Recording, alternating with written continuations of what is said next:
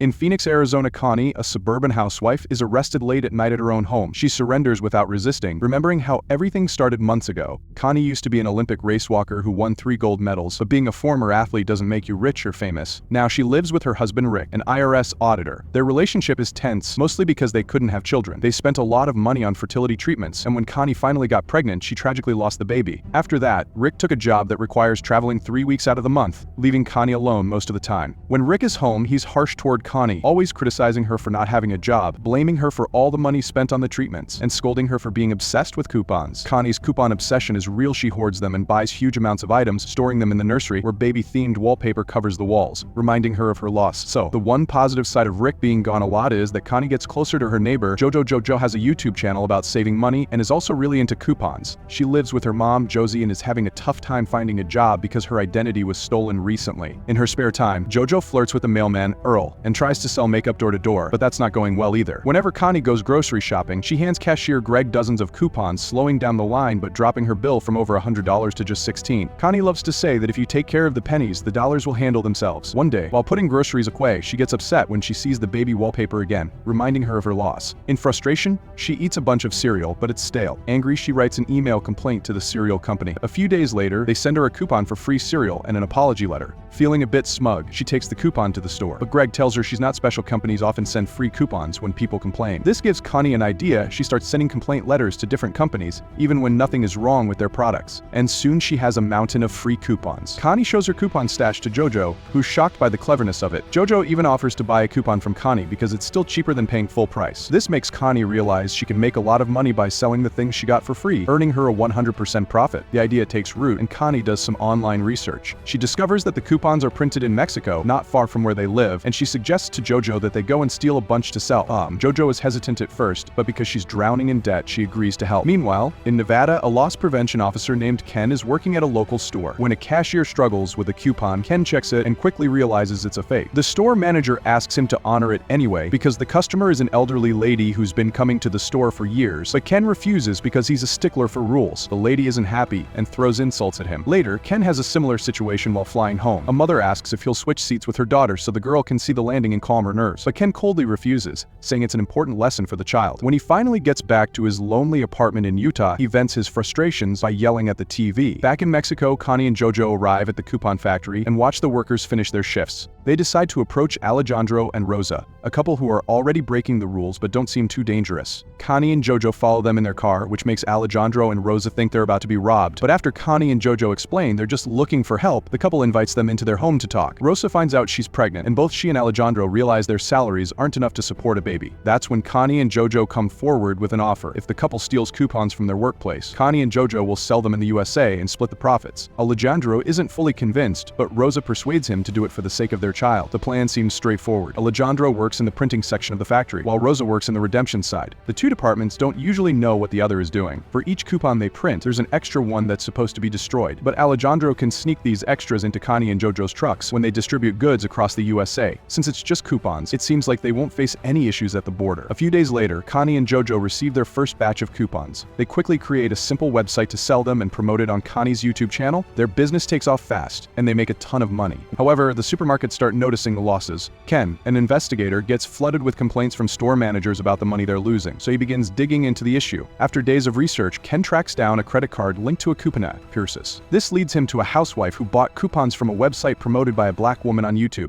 When Ken checks the site, he sees their motto: if you watch the pennies, the dollars will take care of themselves.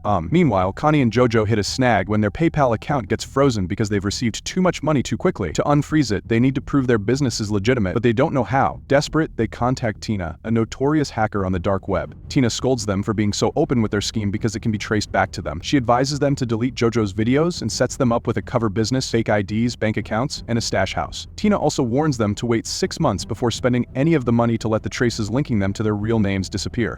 In exchange for her help, Tina takes a 10% cut and gives them an encrypted USB to store important files. Thanks to Tina's guidance, there's no trace of their scheme online for Ken to follow. Frustrated, Ken goes to the FBI, but they find the case ridiculous and assign it to their lowest level employee, Albert. With nothing else to do, Albert takes the case. While Ken leaves daily messages for the FBI, the coupon business thrives, using Jojo's cosmetics brand as a front. With fake IDs and Tina's help, their scam becomes even more profitable. 6 months later, Connie and Jojo are ready to enjoy their fortune, but but they remember that Tina said their money is dirty and needs to be cleaned. Connie recalls a story about one of Rick's clients who bought expensive items to resell later, making the money from those sales look clean. So they decide to follow that plan. They convince the banks to give them their money in cash, claiming it's for hiring people for their cosmetic business. Then, they go on a massive shopping spree, buying sports cars, boats, a private plane, and even weapons. Afterward, they head to Las Vegas and talk about their future. JoJo plans to pay off her mother's mortgage, while Connie is thinking about trying fertility treatment again. Meanwhile, Ken finally gets the call from the FBI he's been waiting for. Albert tells him he can't do anything online because an expert has erased all the digital traces, but since the coupons are being sent through regular mail, he'll send someone who can help. 2 days later, Ken meets Simon, a postal inspector. Simon agrees to take on the case and asks Ken to order some coupons from the website so they can study the system. When the envelope arrives a couple of days later, Simon immediately notices something unusual. The envelope says it's from Kansas, but it's actually from Arizona, thanks to some special numbers on the online stamp. Simon decides to fly to Phoenix and agrees to take Ken with him since Ken is familiar with all the supermarkets in the area. Meanwhile, Connie makes an appointment at the fertility clinic and takes JoJo with her for support because she hasn't told Rick about her plans. The doctor tells Connie this is her last chance. Later in the evening, Tina contacts them to ask where all the money went. When they explain, Tina is furious because they missed the point. By using JoJo's cosmetics brand, they had already cleaned the money. Now, they need to sell everything they bought as quickly as possible and deposit the cash back into the bank in small amounts each day. When Rick returns from his latest business trip, he notices the new TV Connie bought. She explains that she's gotten a sales job and isn't using coupons anymore, which makes Rick happy. He calls her his new wife, which reassures Connie to move forward with the treatment. In the meantime, Ken and Simon are interrogating cashiers in the area, asking if they've noticed any customers obsessed with coupons. When they talk to Greg, they get a lead. Although Greg doesn't know Connie's name, he recognizes her description and remembers her 2-penny saying, which Ken recalls seeing on the website. The next day, they visit the local post office to see if any workers know anything about a woman with blonde hair and a coupon habicus. While no one remembers Connie, they mention Earl, who's always been watching JoJo's saving tips on YouTube. JoJo and Connie are having trouble selling all the items they bought because there's just too much. After a break at a cafe, they meet 2 men from a gun club and later visit the club to try selling all their weapons. JoJo delivers a great sales pitch, but the leader declines to buy. However, after offering a discount, they finally seal the deal. Ken and Simon privately interrogate Earl, but he refuses to give them any information. After he's released, Earl goes to JoJo's house and leaves her a note in an envelope disguised as regular mail, which Josie unknowingly collects. What Earl doesn't realize is that Ken and Simon followed him, and now they're watching the house. That night, JoJo comes home, and the men recognize her as the woman from the YouTube video when they see her dancing in her driveway to celebrate her big sell-up earlier. The next morning, JoJo is distracted by an argument with Josie and doesn't pay attention to the mail. She drives to the stash house as usual, with Ken and Simon following her. Once there, they see Connie and realize she's the blonde Greg described. Simon gathers more postal inspectors to start a full operation, and with the new details, they easily find out who Connie and JoJo are. They even show Greg a picture, and he confirms it's them. Later that night, JoJo can't sleep, so after checking on her mom, she heads to the kitchen for a snack. Connie discovers a note from Earl telling her to leave town, but it's too late. Simon shows up with his men and arrests Connie. JoJo and Josie, their homes are searched, and the stash house is raided. The arrest makes it to the news, and Earl is shocked to see JoJo's face on TV. During the questioning, Rick and Josie quickly deny involvement and agree to help the authorities. JoJo tries to play innocent, but the police find incriminating videos on her computer. Connie admits to her part in the crime, but she's shocked to learn they could face 40 years to life for fraud. The authorities offer Connie a deal. If she takes full responsibility, JoJo will get a lighter sentence. Connie agrees, and JoJo is released on bail. JoJo assumes Josie paid her bail, but it was Earl who is waiting for her with flowers. Unfortunately, Connie isn't as fortunate. Rick refuses to pay her bail and only comes to criticize her, leading Connie to ask for a divorce. The investigation continues, and officials track the coupons back to Alejandro and Rosa, but by the time they figure this out, the couple has vanished.